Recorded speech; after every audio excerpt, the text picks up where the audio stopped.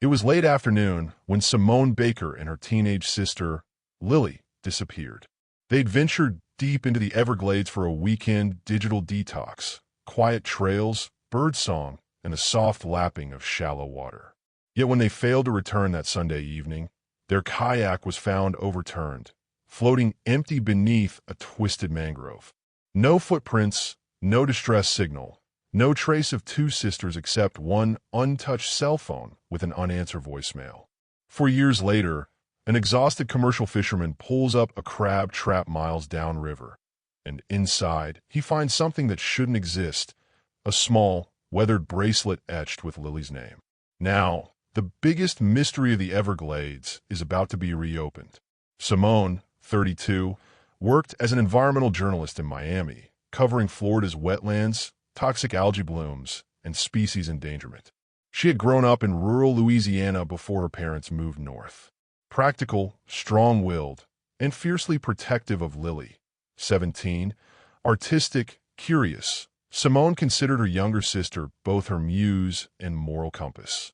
Their bond ran deeper than blood. They planned the Everglades retreat meticulously, a week at an old riverside cabin in Everglades National Park. No phones, no internet. Simone hoped to detox from deadlines. Lily packed sketch pads and pastel pencils, ready to capture her first wild landscape series for her school portfolio. The park cabin was rustic, a single-room, screened porch, and a hammock swaying between cypress trees. In the morning, mist curled across the sawgrass. Families kayaked past, tourists snapped pictures, and park rangers logged boat trips at Canal 8. One ranger, Eric Morales, was polite, offering maps and route suggestions. Another, a grizzled veteran named Ruth Jenkins, offered old warnings about quicksand pockets and the river's appetite. Lily thanked them both, sketchbook in hand, eyes bright. Evening dinners at the cabin grew hopeful and sweet. Simone reading aloud from her old journals, Lily sketching birds in half-light. They talked about college, about what they would do when this little weekend ended. Overhead, insects chorused softly. It felt like escape and sanctuary. But late Saturday night, Simone woke with a start. Lily's bed was empty. In the glow of the bedside lamp, Simone saw the screen door ajar. A single wet footprint smeared on the wooden floor. Simone rushed outside into the warm, humid darkness. No Lily, only the distant croak of amphibians. She called out, voice echoing through fragrant palms. No response. Her cell phone, left on the table, rang once, unanswered, full bars. She raced to the canoe dock where they'd tied their bright yellow kayak. In the faint moonlight, the kayak floated empty. Her heart plunged. By dawn, rangers were involved. Park Ranger Morales charted their planned paddle route on a client log at Canal 8. They left here yesterday morning, heading northwest toward Pine Key. He told Simone, urgency in his voice. Morales and another ranger, Dwayne Shaw, launched a small rescue craft. Drones buzzed overhead. A single bloodhound prowled the cabin grounds. Investigators found Lily's pastel pencil box beneath a mangrove boardwalk. Sketch pad open to an unfinished drawing of cypress knees and golden water. There were no signs of struggle, no broken branches, no footprints, just calm, isolated wilderness. Park camera footage from a boat launch area showed the sisters paddling off at 9:12 a.m. The lake remained empty after that. Simone spent hours combing marshes with rangers, with tears she couldn't stifle. She demanded answers. Where were the sisters? What had taken them? But by day 3, the park had no trace. No bodies, no crashed kayak, no trace at all. Local news picked up the story. Sisters vanishing into Everglades without a trace. The Baker family issued a statement. Simone's parents flew down from Louisiana, grief already frozen onto their faces. The FBI combed boat channels. The National Park Service issued warnings, but the years drifted by. Stories faded. Back in Miami, Simone became a fixture in missing persons circles, speaking at conferences, staring at maps covered in pins, reliving the day over and over. Occasional leads, satellite anomalies, wire-rimmed debris, always turned up wrong. Meanwhile, Lily's art remained scattered behind. Half-finished drawings of river scenes paused at the moment she vanished. The unfinished pastel of sawgrass became a symbol. Everything stopped mid-stroke. When Simone finally confided to a local journalist that she dreamed of finding Lily's bracelet choked by moss at the bottom of an old crab trap, even the reporter paused. It seemed impossible until someone handed Simone a photograph last month. A battered blue trap, long submerged, reeled up inches from its trapdoor. Nestled inside, half buried in dried shells, was a silver bracelet tarnished with a tiny pink charm etched, Lily. The call came on a rainy Tuesday afternoon, nearly 4 years after the disappearance. Simone had stopped speaking to most journalists. The missing persons forums were filled with conspiracy theories, cryptid nonsense, and self-appointed psychics. Her world had shrunk to the walls of a rented apartment in Fort Lauderdale, stacks of notebooks, and a single purpose: keep Lily's name from vanishing. She barely checked voicemails anymore. But that day, June 11th, for 37 p.m., her phone buzzed with a number from Everglades City. The voice on the other end was hoarse, nervous. "Ma'am, you're Simone Baker, right? I think you might want to see this." The caller was Tom Ellison, a fifth-generation commercial crabber who ran traps about 18 miles downstream from where Lily and Simone were last seen. He had been dredging abandoned lines, likely swept by a storm, when he pulled up something strange. Inside the waterlogged trap, among crushed blue crabs and algae, was a thin silver bracelet. "It didn't seem like much," Tom explained, "but my niece's name is Lily too. That's why I even noticed it. Took it home to show my wife, and she Googled your sister's name." Tom texted Simone a photo. Simone's knees buckled when she saw it. The bracelet had been Lily's since her 13th birthday, gifted by their late grandmother. A tiny charm was missing, but the handwriting on the back was unmistakable. "To my Lily, always shine. Nana." The authorities were notified. The FBI acknowledged the find, but their tone was cautious. Too much time had passed. Tides moved objects. It might mean nothing, but Simone knew better. Something had shifted.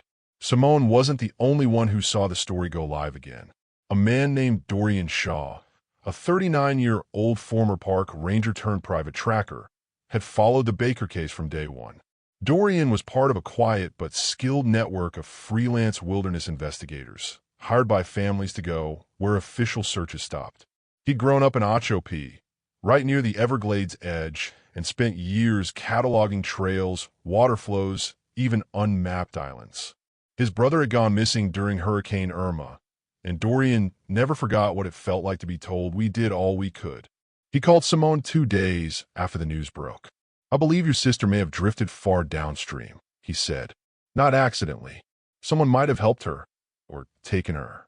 Simone was skeptical, but she'd been ignored by officials long enough. She met Dorian in person.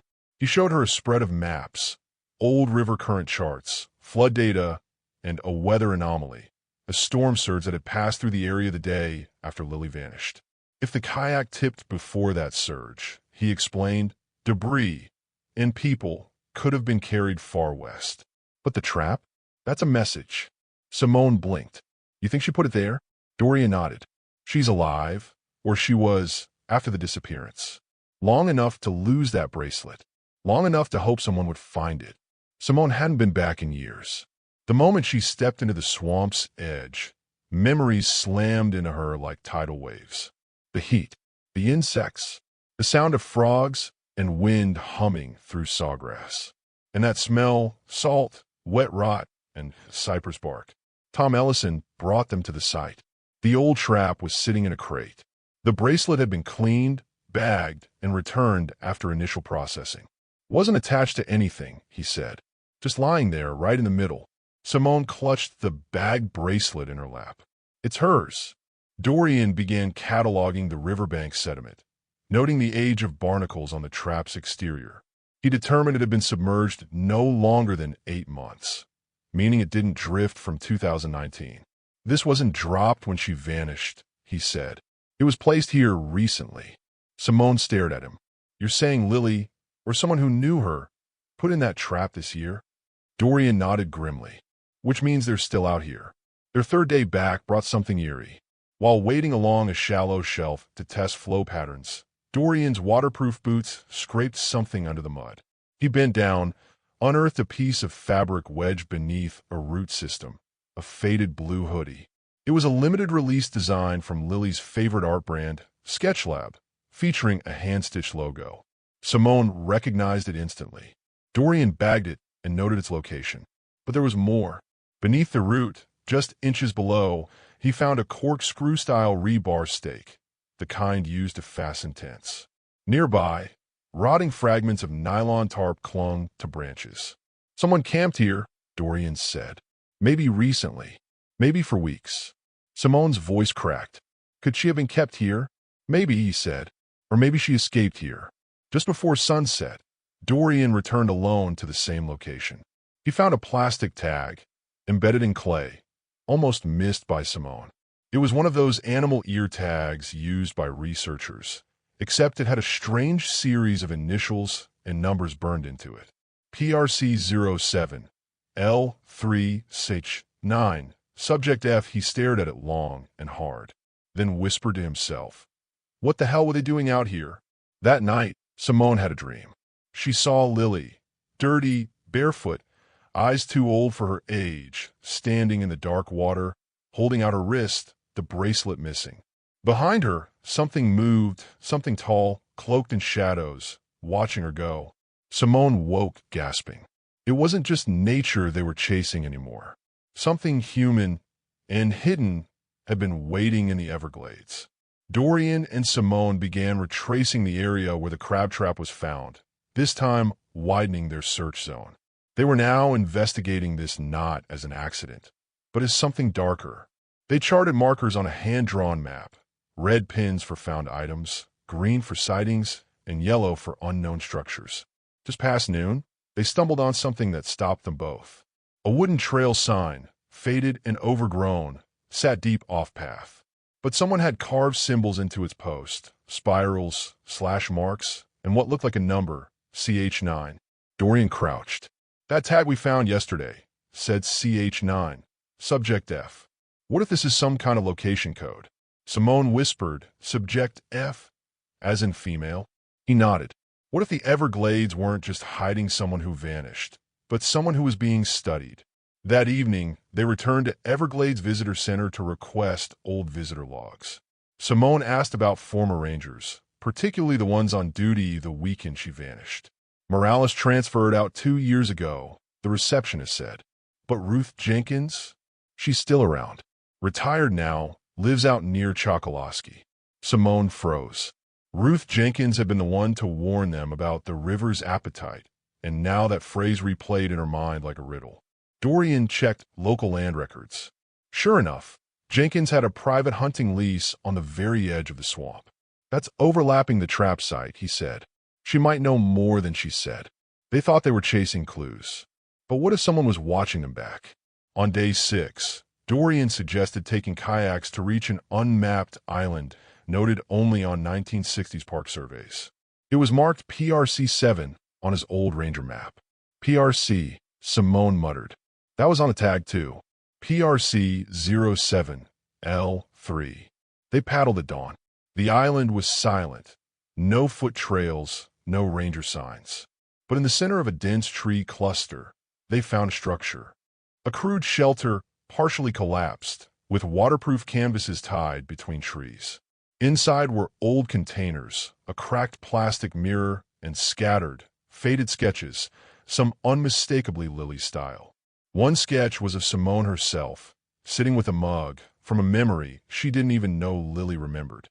Simone felt her knees. "She was alive here," she whispered. "She was waiting for me." Somehow, Lily had survived. Long enough to draw, long enough to hope. But she wasn't alone. Dorian began carefully dismantling the shelter's corner. Hidden beneath a rotted food crate, inside a sealed waterproof bag, was a notebook. It wasn't Lily's. It was filled with coded logs. Each entry had phrases like, "Subject F responded well to vocal commands." Second attempt at integration failed. She discovered the microphone, relocation advised. Simone stared at the page, her breath hitching. "This isn't notes. This is a lab journal. Inside the back cover, a logo. Governmental. Faded. It read, Chiron Research Collective, Biobehavioral Field Unit. Neither had ever heard of it. Dorian looked pale. I think someone was experimenting. In the wild. Was Lily rescued by someone or captured for something? They drove out to find Ruth Jenkins 2 days later. Her property was quiet. Mossy trees, a chain gate, and no dogs. The front porch was filled with wind chimes and camping gear. She didn't look surprised to see Simone. You shouldn't come back, Ruth said after a long pause. She was slow-moving but sharp. Simone asked, what happened to Lily? Jenkins looked away. People like you think the park's wild, but you don't understand.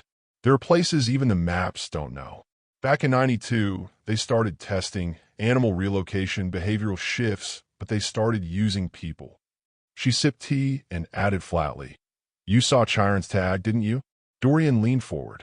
Did you help them? She didn't answer. Sometimes people vanish out here, and sometimes they're made to. The deeper they dug, the clearer it became. Lily's vanishing wasn't an accident. It was part of something engineered. They returned once more to the shelter. Dorian decided to follow an old animal trail. That's where they found it, a buried, sealed cooler. Inside were a child's shoe, size 7, a cracked GoPro camera, and a plastic bag containing what looked like fingernail clippings, labeled L09. Simone's heart dropped. The GoPro's battery was long dead, but the memory card was intact. They returned to town. When Dorian loaded the card, the final file began playing, a shaky recording, Lily's face close to the lens. She was crying. If someone finds this, please, my name is Lily Baker.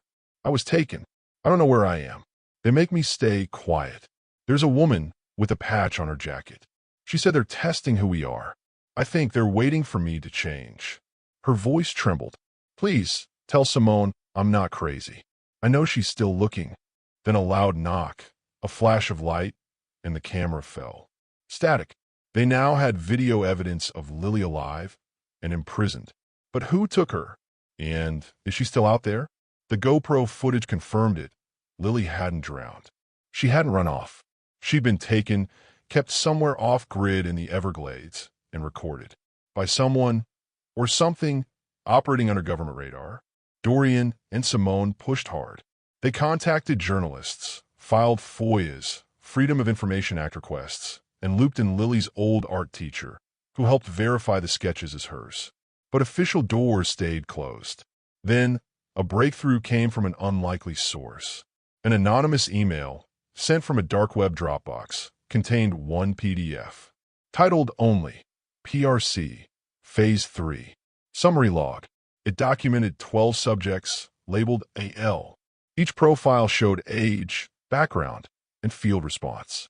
Subject F was FL09, young female. Highly adaptive. Strong resistance to isolation. Developed pattern recognition.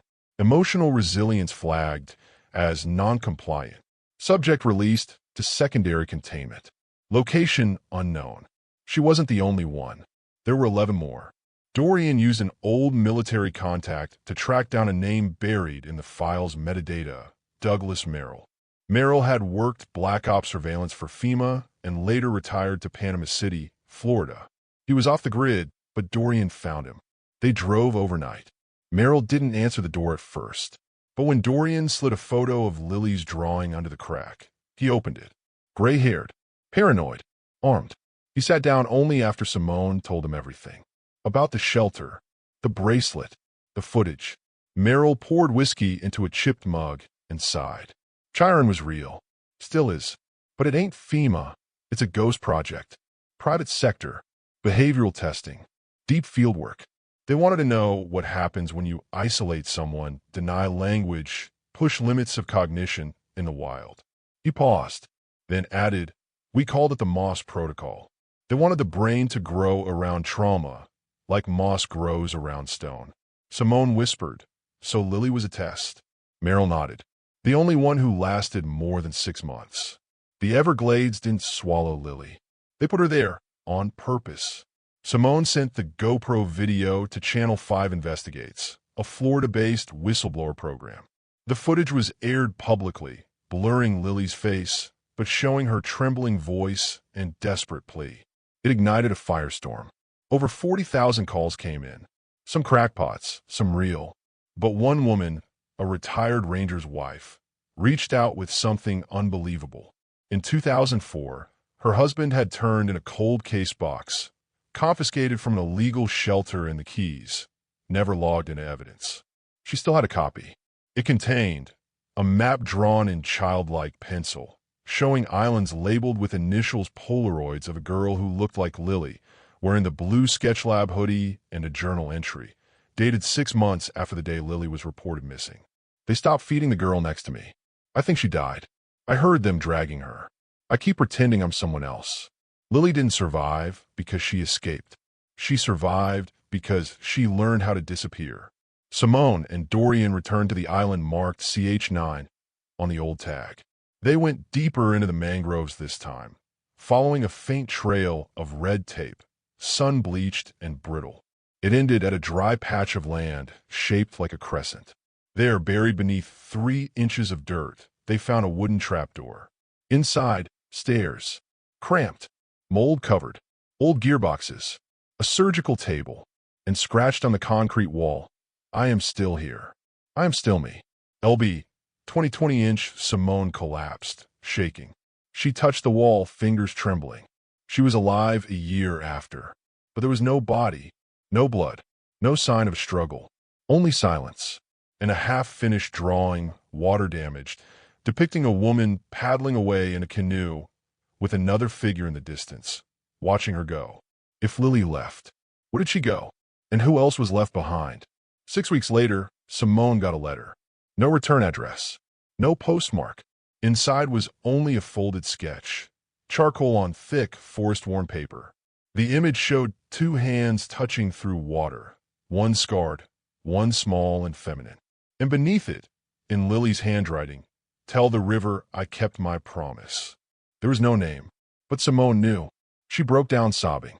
She had once told Lily years ago, during a storm, "If we ever get lost, just follow the river back to me." She had followed it, not to come back, but to tell Simone to stop searching. To this day, no body has been recovered. The Chiron Collective has never been legally acknowledged. The FBI closed Lily's case again, pending credible leads. But off the coast of 10,000 islands, boaters still whisper of a girl in the marsh, watching from a distance, vanishing in a fog when seen. Simone now runs a small nonprofit dedicated to helping families of the missing. She keeps Lily's final drawing framed above her desk. And sometimes, at night, she dreams of her sister's voice, not crying for help, but guiding her home. Lily Baker may never be found, but in the stillness of the Everglades, in the soft rustle of mangrove leaves, and the endless drift of water, something of her still lingers. A strength, a silence that doesn't beg to be heard, but insists on being felt. Maybe she became more than a missing person. Maybe she became part of the wild. And maybe, just maybe, some vanish not because they're lost, but because they choose to remain hidden.